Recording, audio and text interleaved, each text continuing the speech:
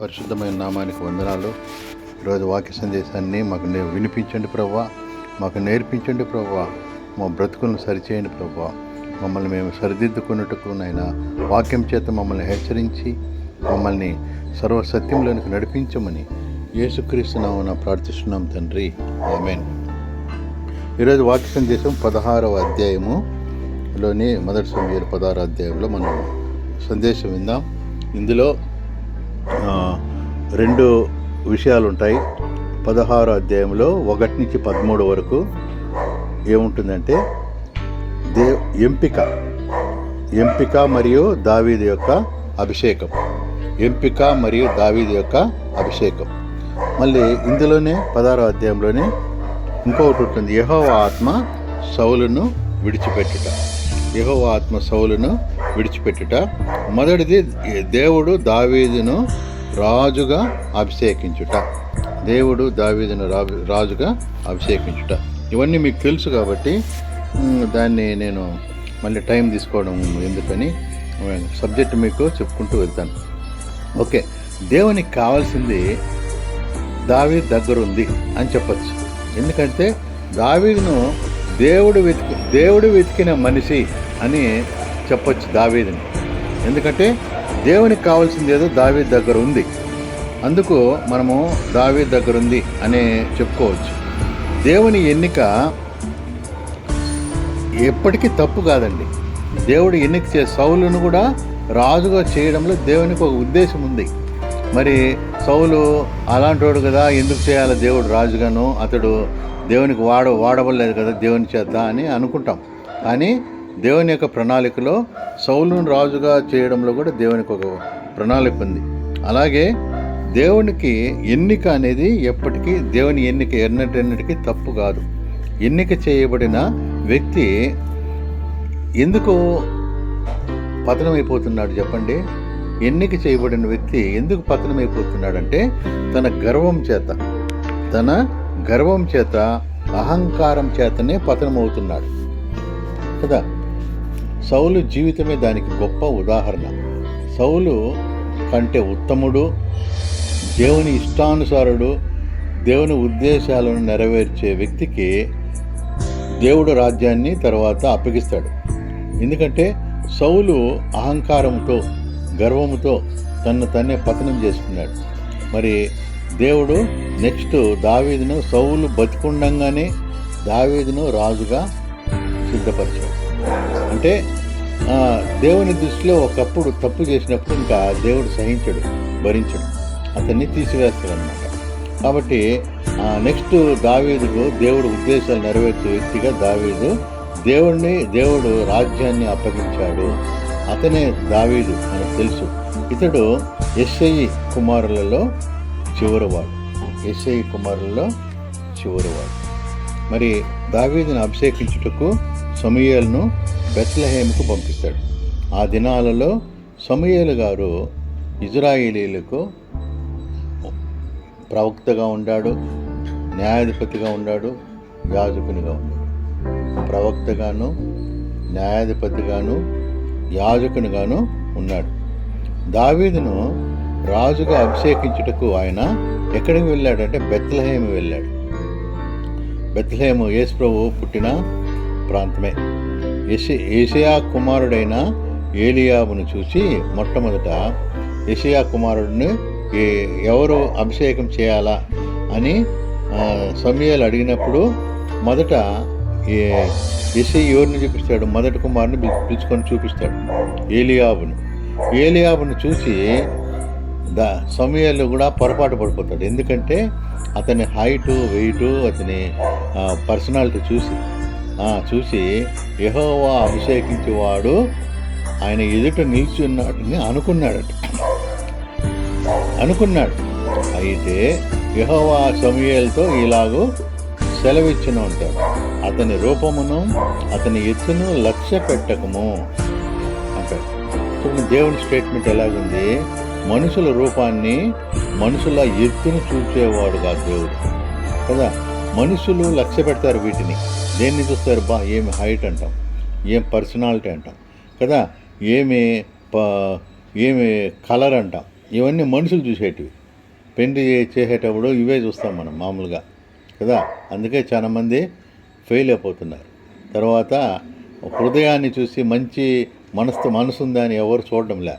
Height, wait, పర్సనాలిటీలు, కలర్లు ఇవన్నీ మనుషులు చూసేవాటి. దేవుడు యెహోవా లక్ష్య పెట్టాడు. యెహోవా వీటిని లక్ష్య పెట్టాడంట. మరి వేటిని ఆయన లక్ష్య పెడతాడు అంటే, మనుషులు పైరూపాన్ని లక్ష్య పెడతారు, దేవుడైతే హృదయాన్ని లక్ష్య పెట్టును. పైరూపాన్ని లక్ష్య పెట్టేవాడు మనుషులు, హృదయాన్ని లక్ష్య పెట్టేవాడు దేవుడు. హృదయాన్ని చూస్తాడు. ఆయనకు అంతరంగం చాలా ముఖ్యం, కానీ పైరూపాలు కావు. పైరూపాలు ఎందుకు కావు అంటే, పైరూపము టెంపరరీ. ఇప్పుడు ఉన్న హెల్త్, ఇప్పుడున్న అందము కొన్ని సంవత్సరాల తర్వాత అది విరిగిపోతుంది కదా, అందం అంతా పోతుంది. అది శాశ్వతమైనది కాదు. హృదయంలో ఉన్న ఆలోచనలు, హృదయంలో తలంపులు, హృదయం అనేది దేవునికి అవసరం. ఆ హృదయంలో దేవుడు నివాసించే స్థలం కాబట్టి హృదయాన్ని దేవుడు చూస్తాడు. కాబట్టి అప్పటికే దావీదు హృదయానుసారుడిగా దేవునికి కనిపించాడు. కాబట్టి దేవుడు యెషయాను అక్కడికి పంపించి, దేవుని ఉద్దేశంలో దావీదు అభిషేకం పొందాలని ఉంటే, అభిషేకానికి ముందు మిగిలిన కుమారులందరూ ఒకరిని తర్వాత ఒకరు యెషయా చూపిస్తున్నాడు. దావీదుని చూపించడంలే, దావీదు గురించి చెప్పడం కూడా లే. మరి అంటే తృణీకరించబడిన వాడుగా చూస్తాం మనం. తండ్రి కూడా అతన్ని పక్కన పెట్టేశాడు కదా. చూడండి, మరి అతన్ని గొర్రెల కోసము మేపడానికి వేశాడంటే మిగిలిన కుమారులంతా సైనికులుగా పెట్టాడు. మరి దావీదును ఇంకా సైనికుగా కూడా పనికిరాడని చూడండి, ఎంత నెగ్లిజెన్స్ చూస్తాం మనం. తల్లిదండ్రులు కూడా అక్కడ అతన్ని గొర్రెలు మేపేదానికి పంపించినట్టు చూస్తాం.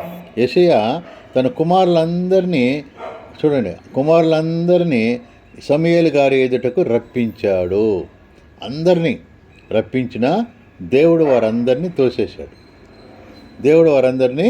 తోసేశాడు. యెషయా ఇంకెవరన్నా ఉన్నారా అని అడిగేంతవరకు యెషయా ఓపెన్ కాల, సైలెంట్గా ఉన్నాడు. అంటే యెషయా తన ఇంకొకడు కడసారి వాడున్నాడని తర్వాత చెప్తాడు. ఆ యెషయా తన చిన్న కుమారుడైన దావీదు గురించి మాట్లాడనే లేదు. అంటే అంత తృణీకరించిన వాడిగా ఉన్న అతను అట్లాంటి వాళ్ళని దేవుడు ఎన్నుకుంటాడు కదా. ఎందుకంటే దావీదుని గురించి అట్లాంటి ఆలోచన, అతనేందుకు రాజుగా సెట్ అభిషేకానికే ఉంటాడు, వీళ్ళు కదా బాగుండేది అని తండ్రిగా ఆయన ఉద్దేశం ఉంటుంది. దావీదుని గురించి అట్లాంటి ఆలోచనలు యెషయాకి లేవు. గొర్రెలు కాయడానికి తప్ప దేనికి పనికిరాడు అనుకున్నాడేమో, ఆయన ఉద్దేశం ఉండొచ్చు. ఇంకా ఎవరైనా నీ కుమారులు ఉన్నారా, చూడండి, ఇంకా నీకెవరైనా కుమారులు ఉన్నారా అంటే సమూయేలు గారు ప్రశ్నిస్తే కానీ చిన్న కుమారుడైన దావీదు ఉన్న సంగతి తండ్రి చెప్పలేదు. చెప్తూ కూడా ఏమంటాడు, అడ్రస్సింగ్, కుమారుడిని ఎలా అడ్రస్ చేస్తున్నాడు చూడండి.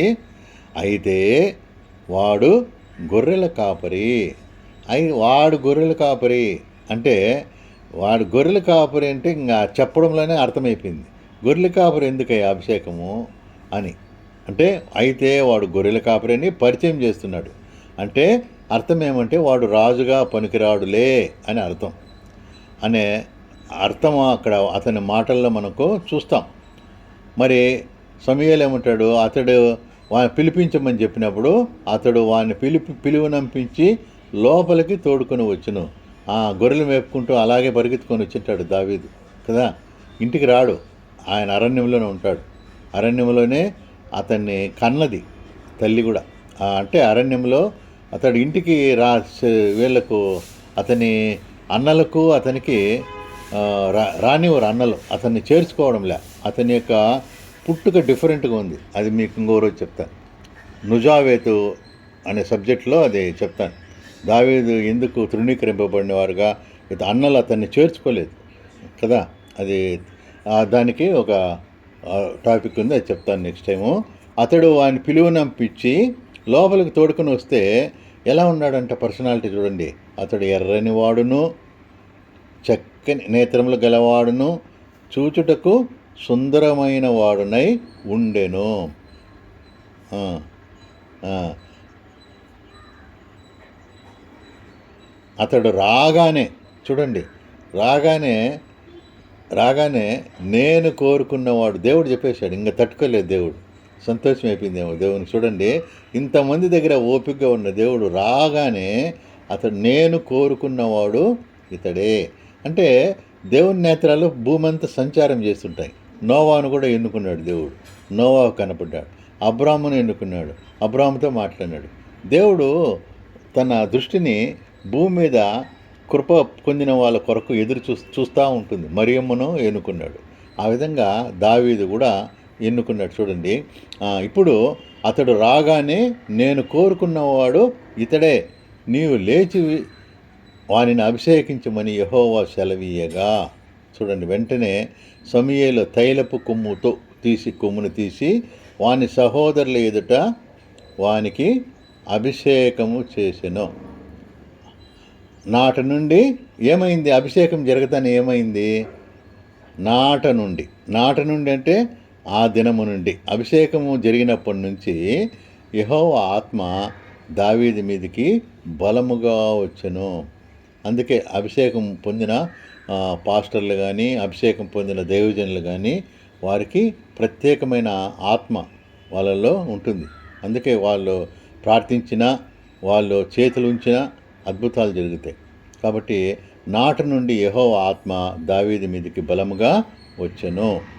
దేవుడు దావీదు పైరూపాన్ని లెక్క పెట్టలేదు, కానీ దావీదు హృదయాన్ని చూస్తున్నాడు. దేవుడు మన హృదయాలను, నీ హృదయాలను, నా హృదయాలను ఎరిగినవాడు. మనుషులలో ఏది ఘనంగా ఎంచబడేది? పైరూపం కదా. చూడండి, ఫోటోలు చూస్తారు. మ్యారేజ్ సెలక్షన్లకంతా ఫోటోలు చూసి సెలెక్ట్ చేస్తారు.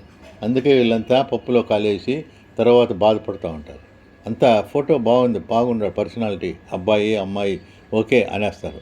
మరి హృదయాన్ని చూసేవాళ్ళు, మనసు చూసేవాళ్ళు ఎవరు లేరు ఈ దినాల్లో. కాబట్టి దేవుడు దావీదు పైరూపాన్ని లెక్క పెట్టలేదు, కానీ దావీదు హృదయాన్ని చూస్తున్నారు. దేవుడు మన హృదయాలను చూసేవాడు. మనుషులలో ఘనంగా ఎంచబడేది పైరూపమే, కానీ దేవుని దృష్టికి అది అసహ్యం. ఎందుకంటే లూకా 16:15 చదవండి. లూకా 16:15.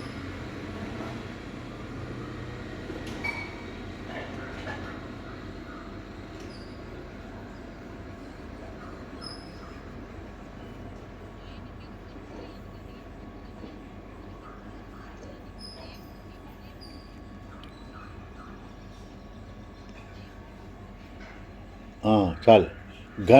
మనం ఘనంగా ఎంచబడేది ఏదైనా సరే అండి, అదన్నా కాదు, ఏదన్నా అది స్టేటస్లు.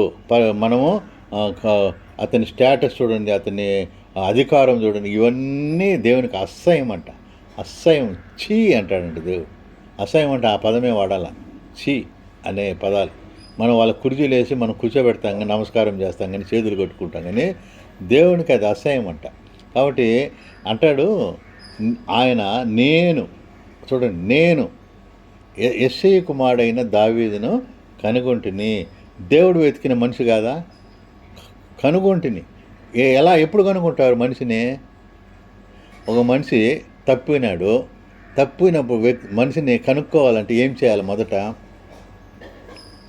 వెతకాలి. వెతికితేనే దొరుకుతాడు. దేవుడు వెతికిన మనిషి అని చెప్పొచ్చు దావీదు. కాబట్టి దేవుడు వెతకగా దొరికాడంట. దావీదుని కనుగొంటిని, అతడు నా ఇష్టానుసారుడైన మనుషుడు. ఆ పదం చాలా వాల్యుబుల్. హృదయానుసారుడైన ఉంటుంది, చనమని చెప్తాం కదా.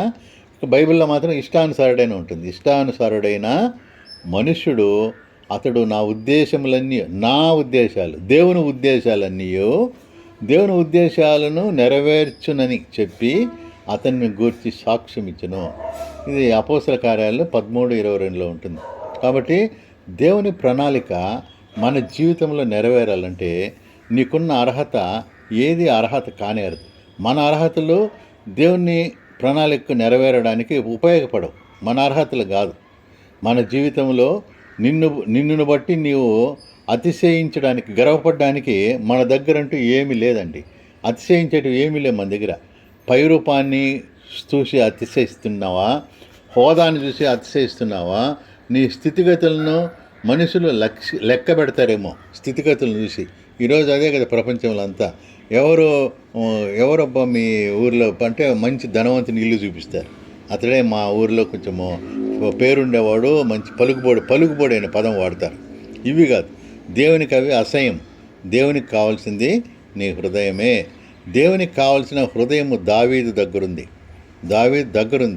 దాని ఫలితము గొర్రెల కాపరిగా జీవించాల్సిన వాడు పర్మనెంట్గా గొర్రెల కాపరే దావీదు. దేవుడు అతన్ని హృదయానుసారుడైపోయినాడు. ఇజ్రాయేలీలకు రాజయ్యాడు. దావీదు వంశంలో నుండి ప్రభువు ఇజ్రాయేల్కి రాజయ్యాడు. ఆ దావీదు వంశంలో నుండి యేసు ప్రభు కూడా శరీరధారిగా అవతరించాడు. కాబట్టి మన జీవితంలో కూడా ఆయన చిత్తం నెరవేరాలంటే, ఏది దేవుని చిత్తము నెరవేరాలంటే ఆయన ఏమై ఉన్నారో గుర్తెరిగి ఆయనను రుచి చూచి ఆయన హృదయానుసారుడుగా నీవు ఉండగలిగితే, కాబట్టి మనము దేవునికి హృదయానుసారుడుగా ఉండాలి. ఎప్పుడు ఆయన చిత్తం మనలో నెరవేరాలంటే ఆయన ఏమై ఉన్నారో గుర్తెరిగి ఆయన రుచి చూచి ఆయన హృదయానుసారుడుగా నీవు ఉండగలిగితే నీ పట్ల ఆయన కలిగి ఉన్న సమాధానకరమైన ప్రణాళిక తప్పక నెరవేరుతుంది. అంటే దావీదు హృదయానుసారుడుగా ఎప్పుడయ్యాడంటే పుట్టినప్పటి నుంచి అతని తల్లి దేవుని గురించి చెప్పింది. అతడు అరణ్యంలో గొర్రెలు కాసుకుంటూ సితార వాయించేవాడు. మరి అతడు ఏదైనా జంతువులు వచ్చి మీద పడినప్పుడు గొర్రెల కోసం ప్రాణం పెట్టేవాడంట. అంటే పోరాడేవాడు, అంటే రక్షించుటకు ప్రాణం సైతము లెక్క చేయనివాడు. ఆ గుణాలు దేవునికి నచ్చినాయి. ఎందుకంటే దేవుడు ఎప్పుడు తన గొర్రెల కోసం ప్రాణం పెట్టే వాళ్ళు కాపర్లు. కానీ చాలామంది మనం భక్తులను చూస్తాం, వీళ్ళు ఎక్కడంటే మోసే కూడా గొర్రెలు కాసినట్లుగా చూస్తాం. ఆయన కూడా ఇత్రో దగ్గర, మామ దగ్గర. కాబట్టి దేవుడు దీనివల్ల వాళ్ళకి ఒక పాఠం నేర్పి గొర్రెలను కాపాడే కాపరిగానే వాళ్ళను కొద్ది కాలం నడిపించిన తర్వాత వాళ్ళ జీవితాల్లో అద్భుతాలు చేసి దేవుడు తర్వాత పిలుస్తున్నట్లుగా మనం చూస్తాం. ఇది దావీదు అభిషేకంలోని సందేశం. ఇంకొకటి ఉంది, అది యెహోవా ఆత్మ సౌలును విడిచిపెట్టుట. యెహోవా ఆత్మ సౌలు నుండి దేవుని ఆత్మ వేరొకటిని బట్టి దేవుడు సౌలును విసర్జించినట్లు ఇక అతనికి తోడుగా దేవుని ఆత్మ లేనట్లు మనం అర్థమవుతుంది. ఎందుకంటే దేవుడే సౌలుని విసర్జించేశాడు. అందువల్ల దేవుని ఆత్మ అతని నుంచి విడిపోయింది. దేవుడు ఇచ్చిన అభిషేకంలో ఏమవుతుంది, ఆత్మ అతని మీదకి బలముగా దిగి వచ్చును. అభిషేకం జరిగిన తర్వాత సౌలు కూడా సమూయేలు చేత అభిషేకించబడ్డాడు. ఇప్పుడు ఆ ఆత్మ వేరైపోయేసి ఇప్పుడేమొచ్చింది, దేవుని యొద్ద నుండి దురాత్మ వచ్చి సౌలును పట్టి పీడించడం ఆశ్చర్యమును కలిగిస్తుంది. అంటే దురాత్మలు ఎక్కడి నుంచి వచ్చినాయి?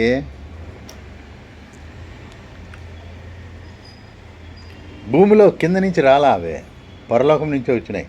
దురాత్మ దేవుని యొద్ద నుండి, అది ఎక్కడి నుంచి వచ్చింది? దేవుని యొద్ద నుండే దురాత్మ వచ్చిందంట.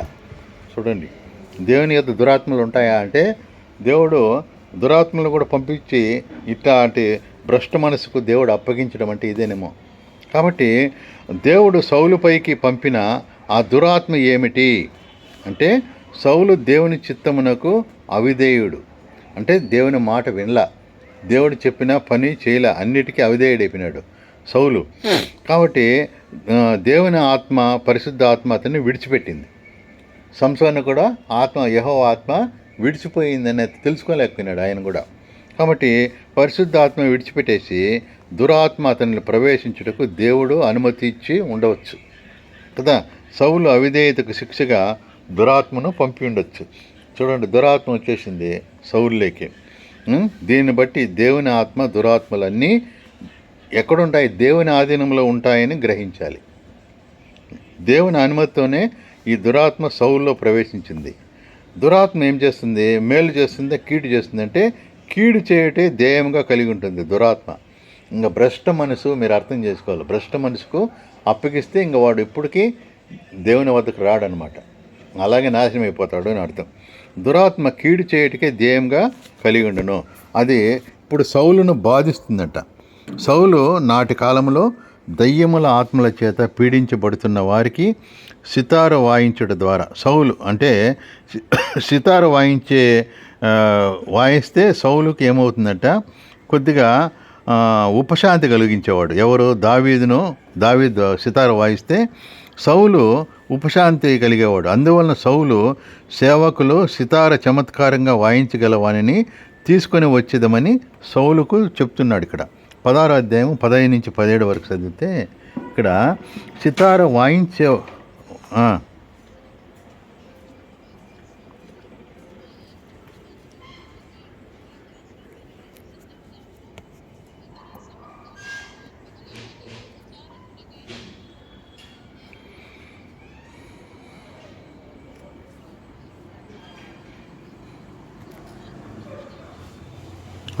చాలు. ఇప్పుడు సితార ఎలా వాయించాలి?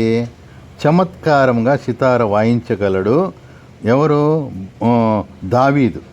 యెష్షయి కుమారుల్లో దావీదు. మళ్ళీ ఇక్కడ సెలక్షన్ కూడా దావీదు కుమారుడే. యెష్షయి కుమారుడే. మొదట రాజుగా అభిషేకంలో దావీదే, సితార వాయించడంలో కూడా దావీదే. చూడండి, దేవుడు దావీదును ఒక రాజ్యంలోకి, సౌలు రాజ్యంలోకి తీసుకొని వస్తున్నాడు. మోషేను కూడా ఆయన ఫరో రాజ్యంలోకి తీసుకొని వచ్చాడు కదా. ఇక్కడ యెష్షయి కుమారుల్లో దావీదు ఈ విద్యలో నైపుణ్యం గలవాడని వారు గుర్తించారు.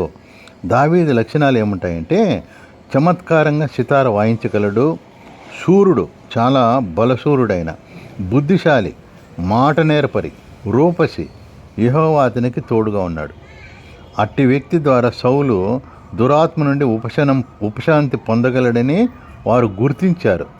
అప్పుడు సౌలుపైకి దురాత్మను పంపుటలో కూడా దేవుని చిత్తము దావీదును రాజుగా సిద్ధపరచుటకే. దేవుని చిత్తమే జరుగుతాయండి. ఎప్పుడు సౌలు పైకి దురాత్మను పంపుటలో ఇది ఎవరి చిత్తం ఉంటుంది చెప్పండి?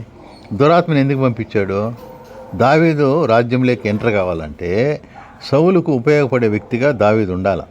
కాబట్టి దావీదును సితార వాయించేవాడిగా ఆ రాజ్యంలోకి వెళ్ళి సౌలుకు ఆ దురాత్మను నుంచి ఉపశాంతి కలిగించాలంటే దావీదునే మళ్ళీ వాడుకున్నాడు సౌలు. దేవుడు కూడా దావీదును దురాత్మను పంపించడంలో ఉద్దేశం అదేనేమో. కాబట్టి సౌలుకు సన్నిహితంగా ఉండి రాజ్య పరిపాలన సామర్థ్యం పొందుటకు, రాజ్యముని పరిపాలించే సామర్థ్యం కావాలి దావీదుకి, పాలనా దక్షత కావాలి, అనుభవాలు పొందుట కొరకు దావీదును సౌలునొద్దకు పంపుటకు దేవుని అభీష్టమై ఉండొచ్చు. ఎందుకంటే పరిపాలన తెలుసుకోవాలి కదా. గొర్రెల కాపరి రాజు కావడం అంటే రాజుగా ఉండాల్సిన నైపుణ్యతలన్నీ తెలుసుకోవాలి కాబట్టి సౌలు ఈ విషయము దావీదు సమూయేలు చేత అభిషేకించబడినట్లు ఎవరికి తెలియదు?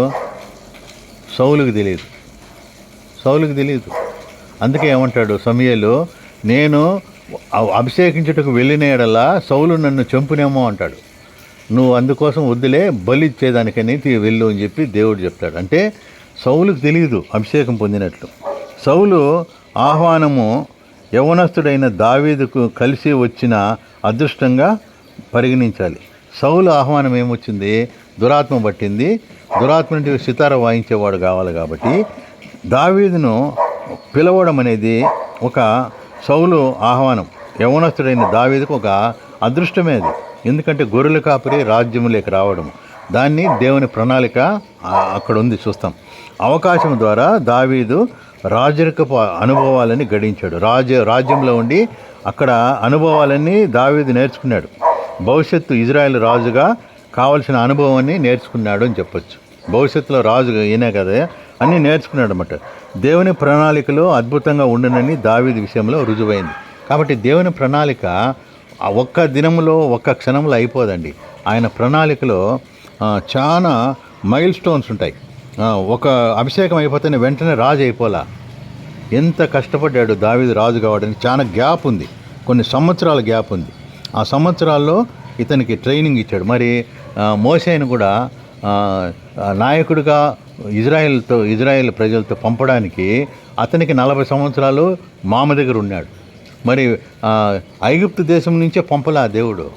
ఐగుప్తు నుండి పారిపోయేసి ఇత్రో దగ్గర 40 సంవత్సరాల తర్వాత గొర్రెలు మేపుకుంటూ ఉన్నప్పుడు పొదలో కనపడి అప్పుడు దేవుడు సిద్ధపరిచాడు. కాబట్టి దావీదు అభిషేకం పొందిన తర్వాత వెంటనే రాజుగాల కొద్ది కాలము అతని సౌలు దగ్గర ఉండేటట్లుగా దేవుడు ఏర్పాటు చేశాడు. కాబట్టి దేవుని ప్రణాళికలో అద్భుతంగా ఉండనని దావీదు విషయంలో మనం చూస్తాం.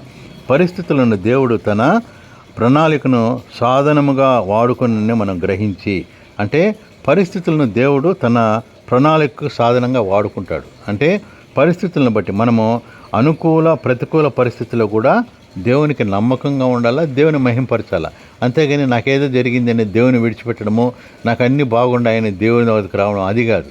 అన్ని పరిస్థితుల్లో నువ్వు దేవునికి విధేయుడిగా ఉంటేనే దేవుని ప్రణాళిక నీ ద్వారా నెరవేరుతుంది.